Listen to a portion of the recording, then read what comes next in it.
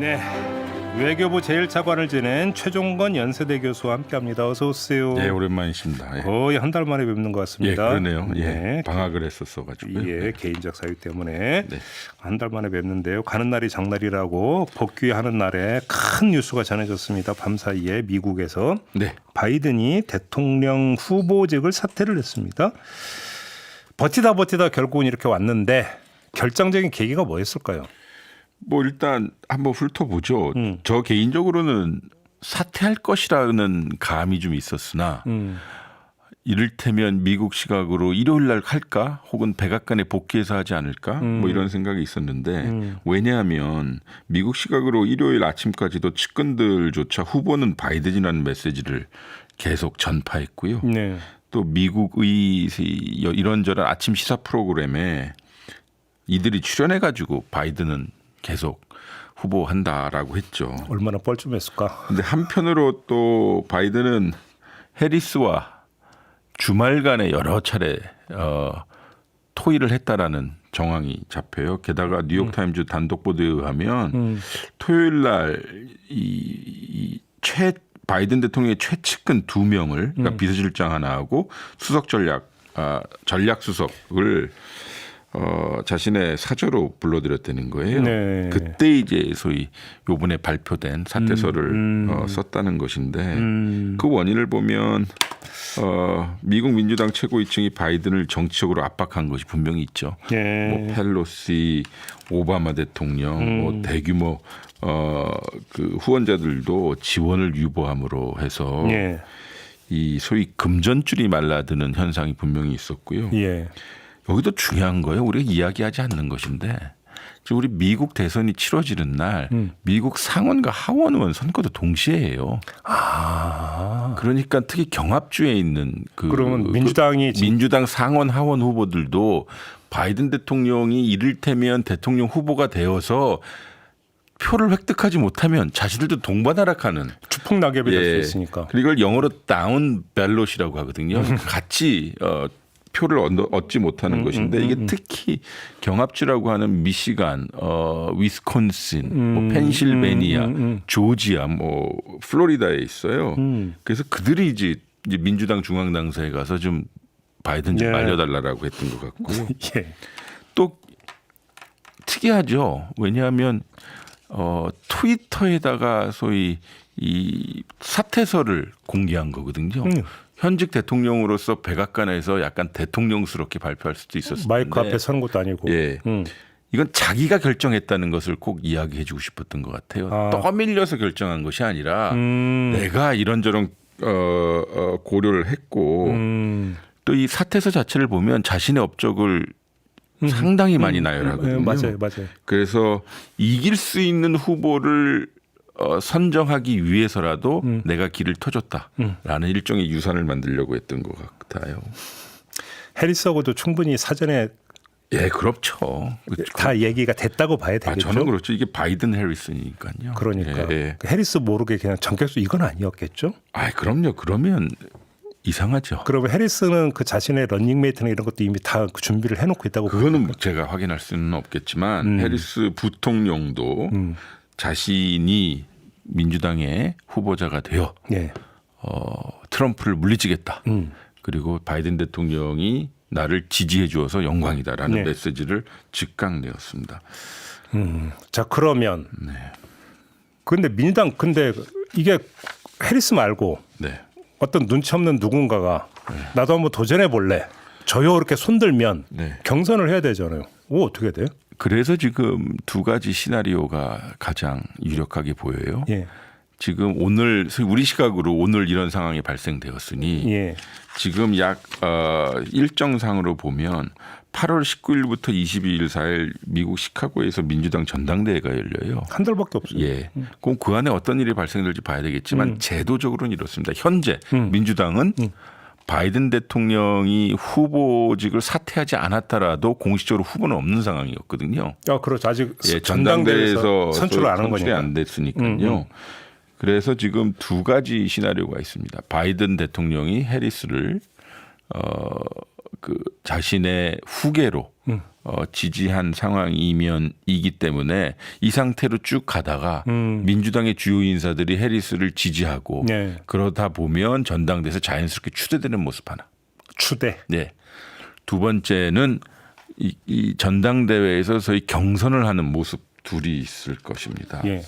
근데 여기서 왜 바이든 해리스 특히 해리스 부통령이 실질적으로 후보가 돼야만 민주당 입장에서도 이 대선 자금을 운영하는데 매우 쉬워요. 즉 뭐냐면 좀 바이든 해리슨이 한 팀이 되어서 지금까지 소위 대선 자금을 모금하고 있었기 때문에 설사 지금처럼 바이든이 후보직을 사퇴했더라도 해리슨이 그 돈을 100% 사용할 수 있거든요. 2억 달러인 거렇다면서요. 예. 근데 만약에 다른 후보를 민주당이 소위 낙점을 한다면 그 모금 돈의 10에서 20%밖에 사용하지 못한대요. 별도 모금을 다시 해야 되는 상황이고요. 지금 보면 민주당 지지자의 79%가 해리스 부통령이 대통령 후보를 해야 된다라고 지지한다는 거예요. 근데 경선을 한다면 그냥 온라인으로 원샷 경선 이런 거밖에는 물리적으로 시간적 여유로 그렇죠. 보면 그거밖에 없는 거잖아요. 현실적으로는 그렇죠. 뭐 주마다 돌 수는 없는 거고. 그렇죠. 그래서 그러니까 쉽게 얘기하면 지금 미국의 대통령 선거전은 매우 뚜렷하고 강력한 공화당 후보가 있는 상황. 심지어 총알까지 피해간. 예? 전직 고흐가 되어 있던데. 예. 고흐가. 예. 그 후보가 있는 반면 지금 민주당은 지금 매우 혼란해 있고요. 역설적으로요. 예. 바이든 대통령이 후보직을 사퇴함으로 해서 트럼프 전 대통령이 즉 공화당 후보가 미국 역사상 최고령 후보가 된 것입니다. 그렇네요. 얘기가 또 그렇게 돼버리네. 예, 그래서 그러나 제가 봤었을 땐 미국 공화당은 여전히 바이든을 물고 늘어줄 것입니다. 왜냐하면 이겁니다. 그래 너 다음에 선거도 못 나올 정도로 소위 기력도 약하고 판단력도 흐리고 이것저것 안 좋은 거 아니냐. 그러니까 당장 그럼 대통령직은 어떻게 수행할 것이냐라는 공격을 지금 하고 있죠. 공화당 소속 하원 의장이 대통령 주소 사임해야 된다고 뭐 벌써 입장되는. 그러니까 민주당을 뿌리부터 계속 흔들려고 하고요. 예. 그러니까 이게 좀 문제죠. 그러면 해리스가 미국 대선 후보가 된다고 쳐요. 네. 판이 바뀔 수 있을까요? 대선 판이 어떻게 보십니까? 대선판이라고 하시면 저는 누차 말씀드렸잖아요. 1년 전부터 트럼프의 게임이다. 예, 뭐 그 말씀하셨어요. 저는 이거 트럼프의 게임은 변하지 않았습니다. 그래요? 네. 너무 단언을 하시는 것 같은데. 뭐 아니면 도죠. 일단은 네. 해리스 부통령이 후보가 되었다고 치면요. 첫 번째 그분이 가지고 있는 확장성의 한계가 있어 보여요. 그렇다면서요? 뭐 여성 남성을 떠나서 일단 캘리포니아 주 출신이고요. 또 그리고 그분이 소위 미국이 인도계 그리고 자마이카계의 혼혈계이긴 하나 네. 가장 중요한 것은 이 판에 소위 부동층혼 중도층이라고 할 수 있는 백인 남성 그다음에 노인층의 어필이 얼마나 있나 싶어요. 특이한 점은 예. 공화당 전당대회를 가만히 보니까 한 가지 이슈, 이번 대선에 매우 중요한 한 가지 이슈를 아무도 언급하지 않더라고요. 뭔데요? 그거는 소위 낙태에 관한 것입니다. 어허. 미국에서 좀 낙태권, 특히 여성의 소위 본능적, 원초적 권리라고 하는 낙태에 관한 한 여러 갑론을박이 있는데 연방 대법원 저것 때문에 그렇죠. 폭발됐었죠. 근데 요번에 공화당에서는 한 번도 어보션, 낙태라는 단어는 한 번도 언급되지 않았어요. 피해가는 겁니까? 예. 이것은 왜냐하면 해리슨의 이슈이거든요. 해리슨은 기회가 있을 때마다 어보션이라고 하는 것, 즉 낙태라고 하는 건 여성 이슈이고 이걸 붙잡고 쭉 같은 것인데 그게 있고요. 또 반면에 트럼프 후보도 역시도 지금 이민 문제 얘기하고 있잖아요. 그렇죠. 소위 장벽, 그렇죠. 불법 이민. 이게 사실 해리스 부통령의 프로그램이기도 했어요. 즉 뭐냐면 부통령 재임 기간 3년 반 동안 바이든 대통령이 당신은 중남미 영역의 정책을 꽉 잡고 가라.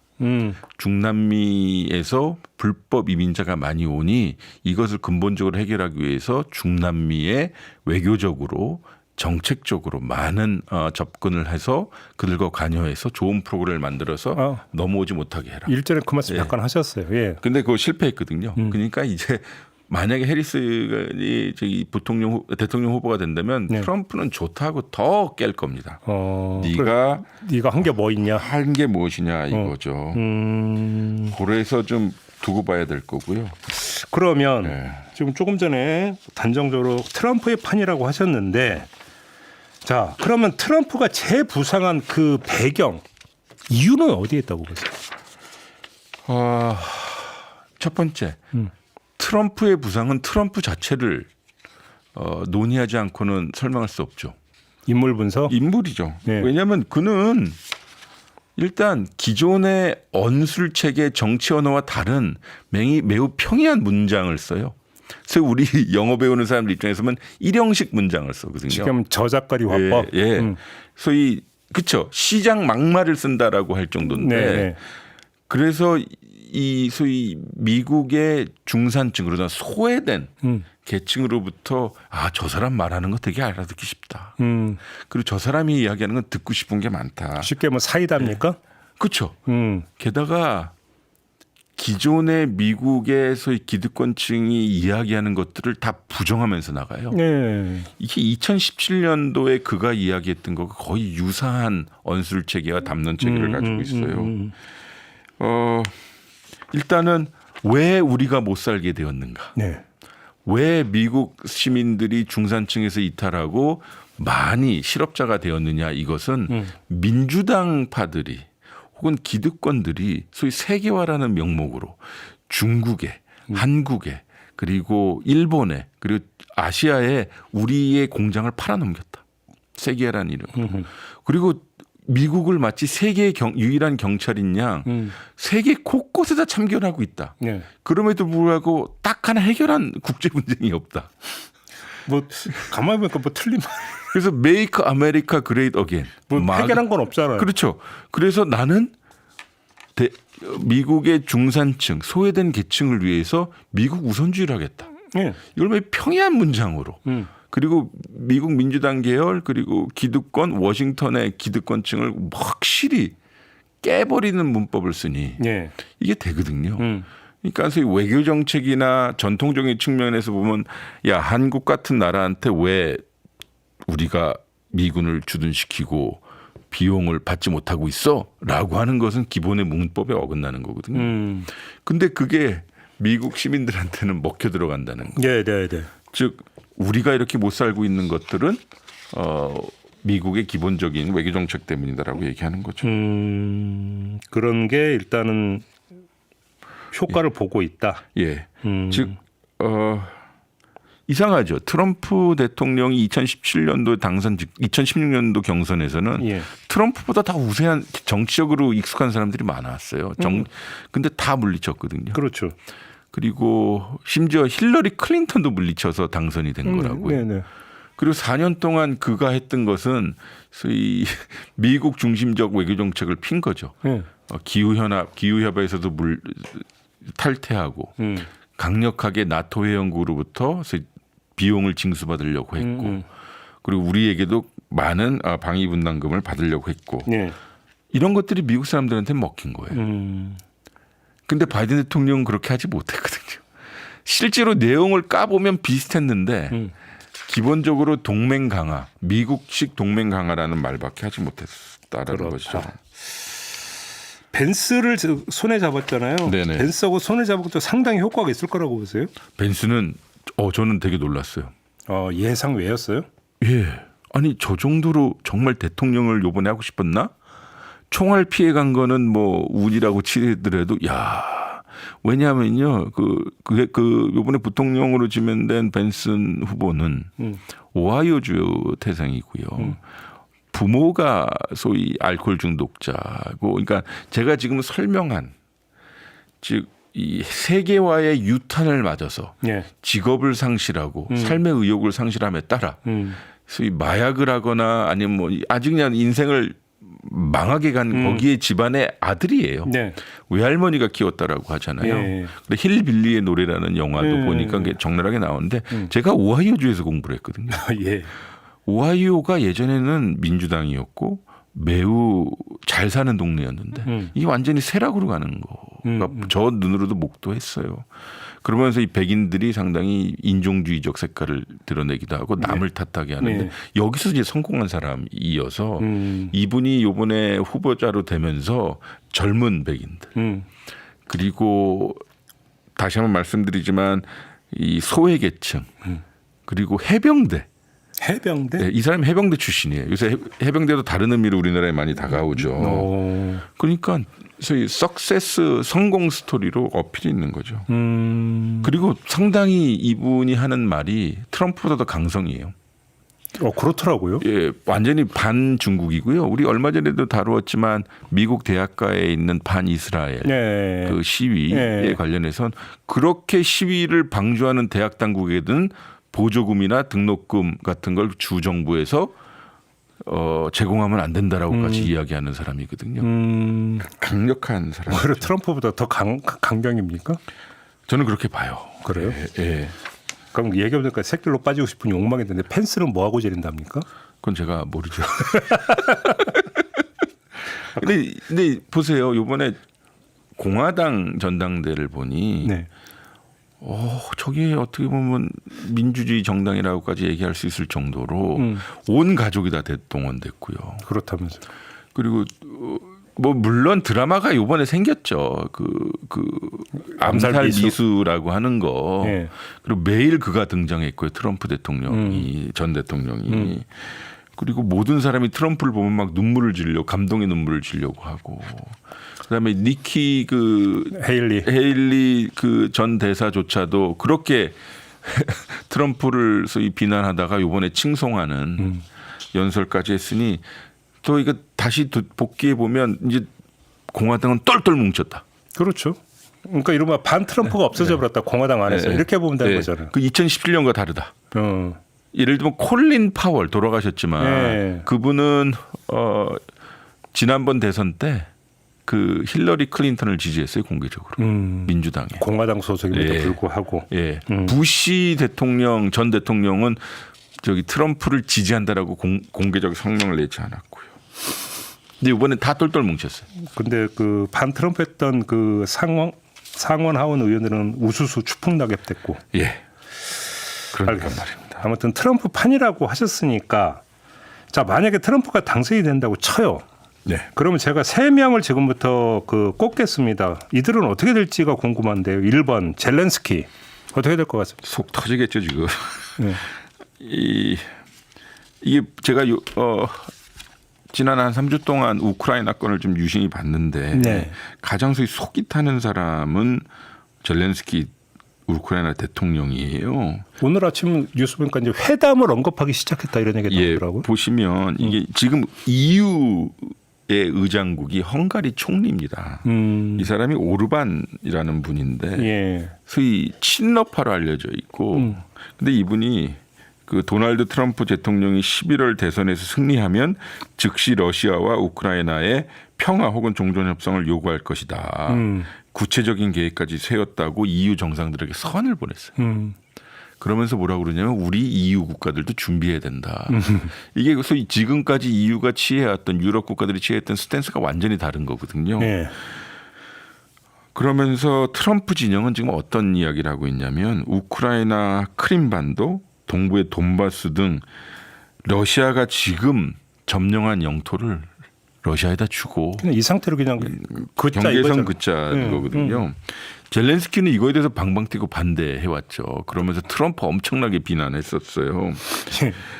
뭐라고 그랬냐면 지난달 15일 그러니까 이번 달 15일까지만 해도 트럼프가 당선되면 루저 대통령이 될 것이다. 그리고 최근 그러나 트럼프의 피수 사건이 있었던 이틀 뒤에 기자회견에서 완전히 이제 트럼프의 불사조론이 등장하니까 트럼프가 대통령이 되면 협력하겠다라고 입장을 선회하고 19일 날 트럼프 후보에게 전화를 먼저 걸어서 그동안 미국이 군사적 지원해줘서 고맙습니다. 이제 당선되시면 우리 열심히 한번 해봅시다라는 식으로 얘기했어요. 어째요? 뭐 국익을 우선 해야지 못하고 하겠습니까? 그래서 지금 가장 이 협상론이 좀 힘을 받기 시작하는 거고 트럼프 자체도 바이든 때문에 이 전쟁이 났기 때문에 자신이 이 전쟁, 즉 우크라이나 전쟁을 끝내야 된다라고 주장하면서 협상이 최고다. 만약에 트럼프가 그렇게 들고 나오면 푸틴은 반대할 이유는 없는 거고. 푸틴은 땡큐죠. 땡큐고.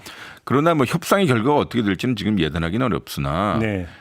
트럼프의 그 말 한마디는 저한테 좀 다가오는 면이 있어요. 제가 실제로 인터뷰를 보니까 일단은 사람이 죽는 전쟁은 멈추는 것이 가장 우선이 아니냐. 그 뭐 맞는 말이죠. 근데 그렇게 얘기하는 사람 없거든요, 지금. 원칙론만 얘기하죠. 네. 그렇죠. 알겠습니다. 네. 두 번째, 네. 김정은 국무위원장은 어떨 것 같습니까? 갸우뚱거릴 것 같아요. 저 믿어야 되나 말아야 되나? 좋긴 한데 예. 낯설진 않은데 뭐- 바이든보다 나을 것 같은데 뭐 일단은 18일 날 있었던 공화당 전당대회 후보 수락 연설에서요. 예. 트럼프 후보는 나는 북한의 김정은과 아주 잘 지냈다. 우리는 북한의 미사일 발사를 중단시켰고 지금은 북한이 말을 안 듣지만 우리가 재집권하면 나는 그와 잘 지낼 것이다. 그도 나를 다시 보고 싶어 할 것이다. 그는 나를 그리워한다. 근데 김정은 위원장 입장에서 배신의 아픔에 지금 치를 떨고 있는 거 아닌가요? 그렇죠. 그래서 제가 말씀드리고 싶은 건 뭐냐면 네. 바로 그가 당선된다고 해서 서로 다시 소위 옛날 여자친구 남자친구 만나듯이 갑자기 회포를 풀거나 다시 만날 일은 없을 거예요. 다만 오며 가며 네. 소통할 여지는 지금보다 훨씬 높아진다. 아, 소통은? 예. 그리고 나서 그 후에 어떻게 전개될지는 대한민국 정부의 노력에 딸려 있다라고 말씀드리고 싶고요. 첫 번째 프라이어리티 우선은 우크라이나 전쟁을 어떻게 종결시느냐의 문제일 거예요. 트럼프 입장에서? 그러나 우크라이나 전쟁을 잘 끝내기 위해서라도 네. 소위 동북아 지역, 한반도 지역의 이 안보 지형을 안정화시키고 싶을 거기 때문에 그러겠죠. 트럼프 대통령은 바이든 정부보다 좀 더 적극적인 관여를 북한에 할 여지는 있어 보입니다. 근데 문제는 이제 카드가 뭐냐가 문제가 되겠죠. 예. 그렇게 되면. 마지막으로 윤석열 대통령은? 왜 한숨을 쉬세요? 저는 그냥 그 윤석열 정부 우리나라 정부가 좀 더 곤란해질 것 같아요. 왜요? 여기서 곤란한 거는 무슨 뜻이냐면 지난 2년 동안 소위 윤 정부는 외교적인 방안보다 군사적인 방안으로 이 한반도 정세를 이끌어왔거든요. 힘에 의한 예, 평화. 한미 연합 훈련을 세게 한다거나 한미일 구도를 고착시키거나 그래서 러시아와 상당히 대립 구도를 형성하고 예. 중국과 소원해졌거든요. 예. 근데 아까 말씀드렸다시피 트럼프가 만약에 재집권한다면 현재 상시화되어 있는 한미연합훈련 그리고 전략자산 배치에 대해 공평한 비용 부담을 요구할 거예요. 아, 예. 그때 대통령 때도 그랬죠. 예. 그래야 우리가 지금 여기 야 이게 얼만데 하면서 맞아요. 이게 몇십억에 한 번 비행기 니네 상공 나는데 그래서 이거 좀 돈 좀 더 내놔라고 할 거예요. 방위비는? 방위 분담금도 엄청나게 증가를 요구하겠죠. 예. 제 기억으로는 예.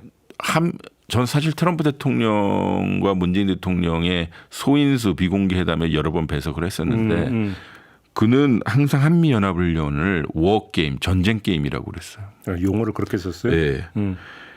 그래서 한미연합훈련을 전쟁 게임이라고 표현할 것 같고요. 대북대화 재개의 조건으로 연합훈련을 뭐 이를테면 중단한다거나 그럴 가능성도 있어 보여요. 지금은 가능성이 제로인데 예. 그러면 자기한테도 이게 말이 되는 거거든요. 러시아를 관여하고 그리고 이 동쪽인 우크라이나 지역에서 구도를 안정화시키고 그리고 김정은을 데리고 나올 수 있는 중요한 네. 그 당근으로 사용할 수 있고요. 예. 그래서 비용 부담 차원에서 우크라이나 지원에 대해서는 좀 여러 가지를 고려할 수 있겠죠. 그 수미테리 박사가 간첩죄로 기소가 되지 않았습니까? 이것도 트럼프가 대한반도 정책에서 카드로 쓸 가능성이 있습니까? 그걸 잘 모르겠어요. 그래요? 예.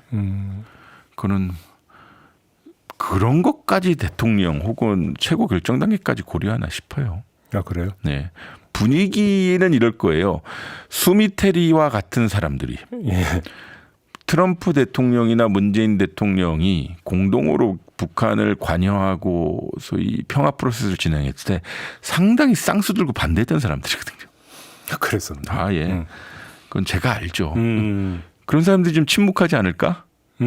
요번에 이런저런 사유로 기소가 되고 그랬으니까요. 아, 오히려 대북 강경파들의 네. 목소리를 잠재울 수 있다?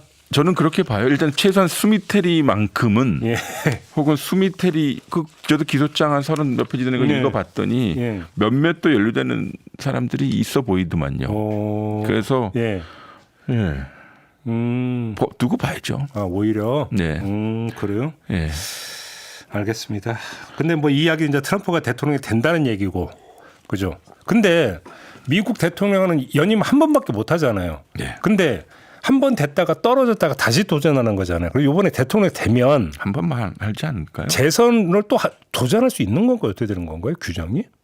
그거는 제가 확인해 봐야 되겠습니다만 제가 감으로 알고 있기는 요번에 한 번 하면 끝 아닌가요? 끝인가요? 예, 왜냐하면 또 연임하게 되면 세 번 하게 되는 거잖아요. 연속해서가 아니라 그냥 무조건 토탈 2번 이렇게 되는 건가요? 그렇게 알고 있습니다. 저 확인해 봐야겠네요. 그래요? 갑자기 이렇게 훅 들어오시니. 아니 궁금해서 8년 하나? 혹시 이래 갖고 싶어서.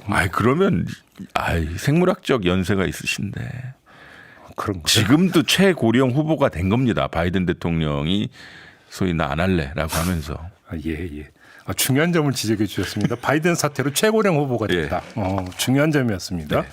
알겠습니다. 자, 이렇게 오늘 세계는 우리는 마무리하도록 하겠습니다. 최종권 교수 수고하셨고요. 저도 물러가겠습니다. 고맙습니다.